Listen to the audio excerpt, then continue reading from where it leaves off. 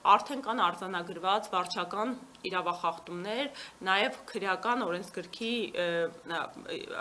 տրամաբանությամբ հանցագազմ ենթադրող արարքներ, օրինակ հենց մեր ընտրական օրենսգիրք սահմանադրական օրենքը ասում է, որ ընտրությունների նշանակման օրվանից ի վեր վարչական ռեսուրսի շահարկումը կամ նվիրատվությունը, բարեգործությունը, որը որոշակիորեն կարող է առնչվել ընտրությունների մասնակիցների հետ, համարվում է քրեորեն պատժելի արարք։ Ունեցել ենք արդեն դեպք, երբ բարեգործության անվան ներքո հավաք է տեղի ունեցել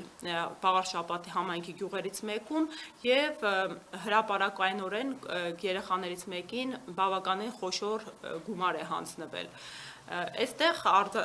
կարծում եմ, որ լրագրողի հրապարակումը ու տեսանյութը պետք է իրավապահների համար հանցագործության հաղորդման հիմք հանդիսանային եւ մենք հետեւողական կլինենք արդյոք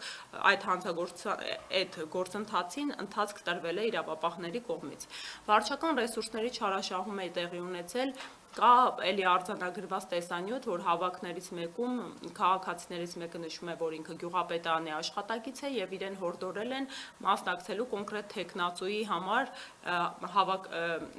հրավիրված հավաքին։ Ունենք արձանագրված իրավիճակ, երբ քաղաքապետարանի աշխատակիցները կոնկրետ թեկնածուի, պարզ է, որ թեկնածուի համար պաստառ են փակցնում, սա եւս կոպիտ խախտում է, որովհետեւ ակնհայտ կերպով վարչական ռեսուրս է շահարկում։